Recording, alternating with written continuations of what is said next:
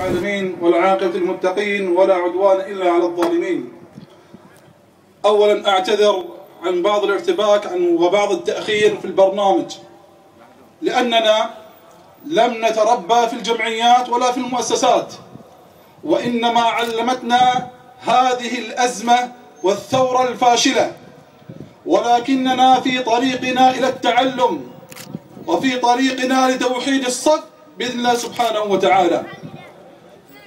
أقول: يتساءل الكثيرون ما هي ساحة الشرفاء، ومن هم القائمون عليها، وما هي أهدافها؟ فنقول: ساحة الشرفاء حركة شعبية شبابية وطنية.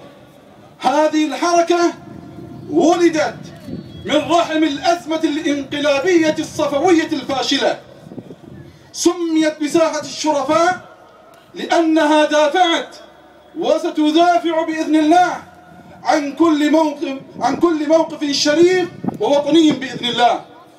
وهنا لا أنسى موقفنا البحرينيين جميعا من التهديدات التي وجهت إلى الإعلاميين والصحفيين، ونقول بأننا معهم قلبا وقالبا بإذن الله. تعرض الانقلابيون لبنت البساتين ونشروا اسمها وعنوانها تحريضا للاعتداء عليها، فانتفضت البحرين بأكملها واجتمعت في هذه الساحة للدفاع عنها والوقوف معها. هذه هي ساحة الشرفاء.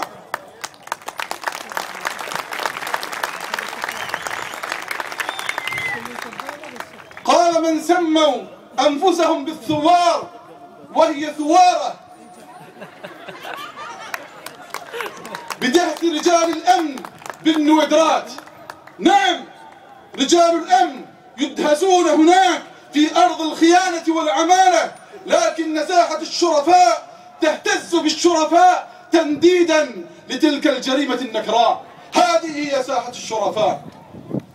عندما بدأت عمليات تصفية الشعب السوري الأعزل والهجوم عليه من قبل نظام تتحكم فيه الجمهورية الإسلامية الإيرانية ويدعمه حزب الله بلبنان، تحركت ساحة الشرفاء واعتصمت أمام السفارة السورية. هذه هي ساحة الشرفاء.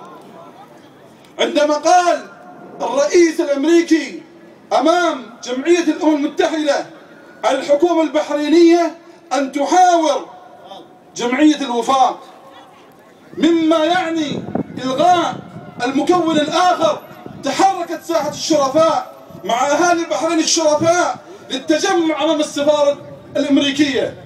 وكان ينبغي ويجب علينا أن نتحرك، لأننا وطنيون وشرفاء ولسنا بعملاء ولا بالخونة. عندما تكلم رئيس مجلس الشورى أمام جلالة الملك وبحضور أعضاء النواب والشورى ويطلب بخطاب مغلف جميل، ماذا يطلب؟ العفو عن المجرمين والمفسدين وإغفال الجرائم التي ارتكبها المفسدون وتهميش القانون. كان علينا أن نتحرك. هناك كثيرون لا يعلمون ما قمنا به من خلف الكواليس، لكن التاريخ سيذكر بإذن الله.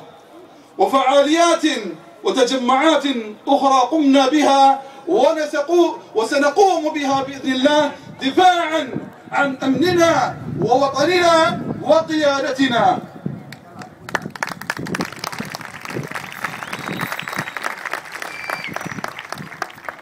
ونحن من خلال هذه الفعاليات وهذه التجمعات نريد أن نوصل رسالة واضحة بأننا موجودون وبأننا هنا. نحن هنا، نحن هنا، نحن هنا.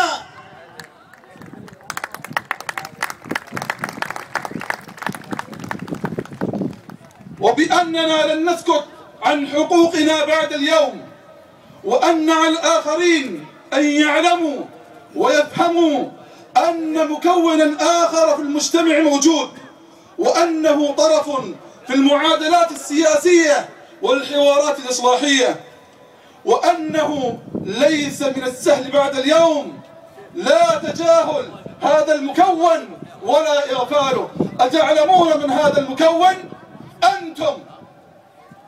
أنتم الشرفاء. لا ينبغي على الآخرين، لا على أوباما ولا على الوفاقيين ولا على العملاء، أن يستخفوا بنا بعد اليوم.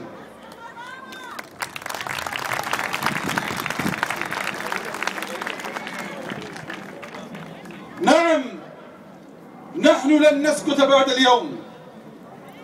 نعم، هذه الأزمة قد ولدنا فيها من جديد. نعم، هذه الأزمة قد علمتنا الكثير.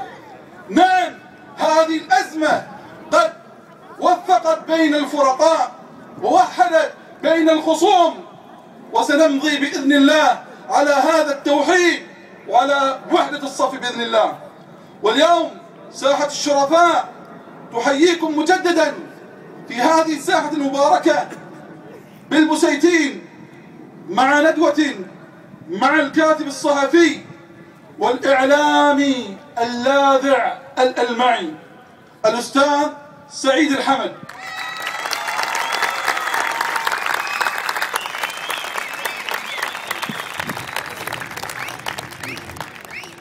قيل لي قبل أثناء التحضير أن أقوم بالتعريف بالأستاذ سعيد الحمد، فقلت أن المعرف لا يعرف، وتعريف المعرف تنقيص له ولمنزلته، فالكل يعلم من هو سعيد الحمد، وهو أظهر من نور الشمس. والآن أترككم مع الكلمة الثانية والفقرة الثانية.